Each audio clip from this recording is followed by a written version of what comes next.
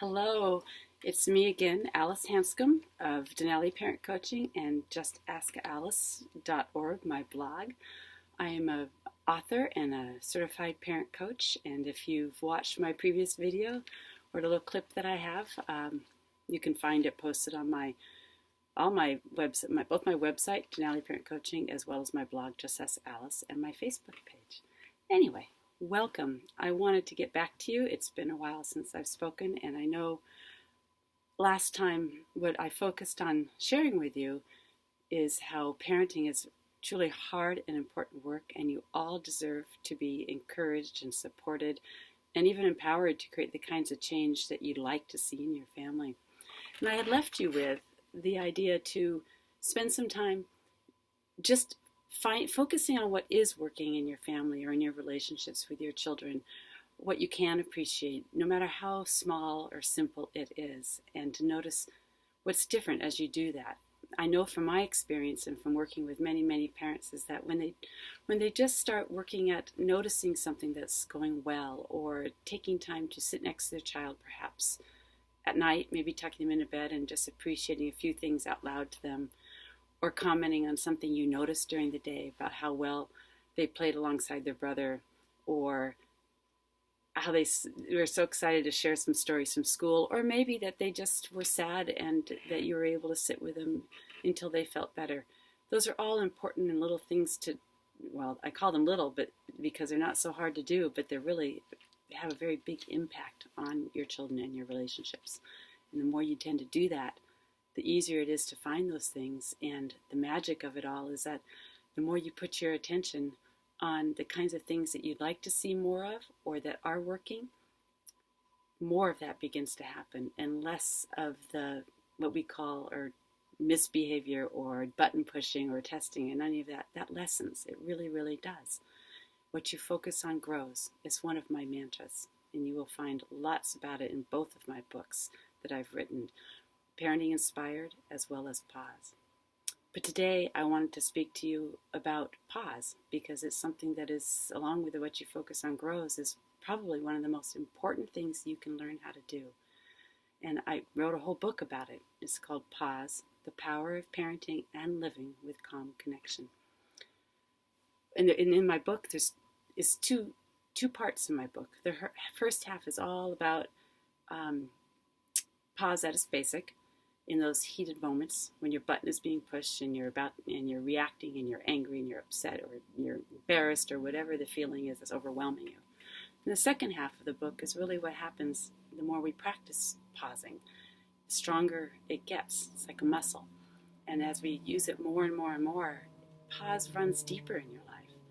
And you find yourself leading with calm connection in all you do. And you, from the inside out, feel more settled and steady and peaceful. And let me tell you, that really impacts all your relationships in your life.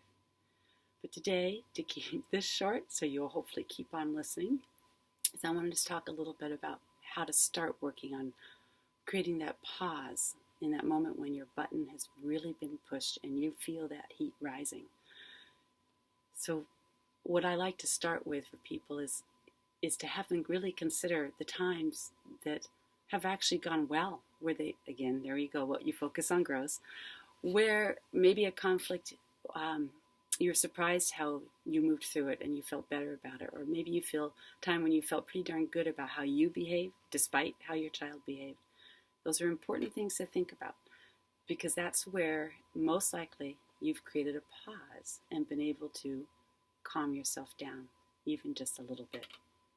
So definitely take some time to think about that, or look for it during the day where your button maybe wasn't pushed and that surprised you and what was going on. Or perhaps a time that you really did blow up, but after everything was all said and done, you actually felt better and you felt more connected to your child. Look at those times. That's one step. But really, in the moment when your button's getting pushed, what the heck do you do? Because you're not going to spend time in that moment thinking about, okay, where have I done this well? So what I want you to do is to recognize first what it feels like when your button is pushed. For some people, that's flushing all the way up your body. For some people, it's that tense moment in your stomach. For other people, it's words swirling in your head. Sometimes people clench their hands. It doesn't matter. Recognize when your button has been pushed and what your body is telling you. And one of the first things you can do, what I like to do, is take a couple of really deep breaths.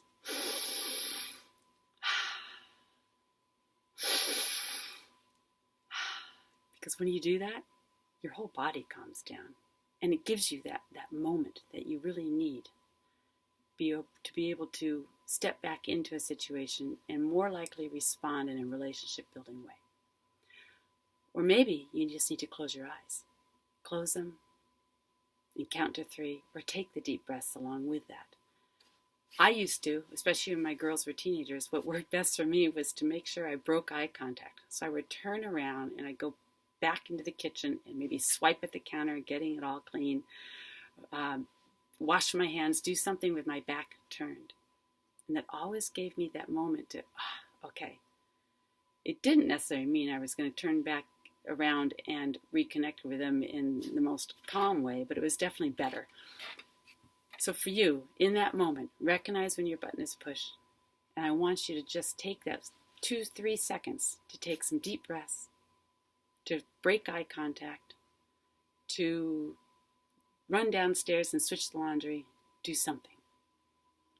And then I want you to come back. I want you to step back in with your child, whatever the situation is, and move forward. I'm not going to tell you what to say or do. I just want you to notice. The more you practice taking those seconds, and maybe they'll lead into minutes, and if you have a teenager, it can last a day. You can say, I hear you, and I'm feeling pretty upset, and I need to think about it. I will get back to you. And that can take a day. It can take hours and hours, but you always get back to them. And I want you to worry way less about what you then do. And I want you to put more attention to what's different as a result of taking those seconds, or minutes, or hours. I want you to notice, because there will be something different. There will be something you'll notice, especially as you continue to practice it. So today, what I'd like you to do is to take some time to work on what kind of pause might work for you in those moments. And then practice it. Just one step. Do it once today. That's all. And every single time you do it, know that you're strengthening that muscle, and it will get easier over time. Really, I promise. And if you need any help, you can always connect with me online through my Facebook page or my blog, justasalice.org. And know that all my work that I do, my writing and my 2 books, they're there to help you become a better, healthier, stronger from the inside out parent who's building relationships you can truly relish. Thank you.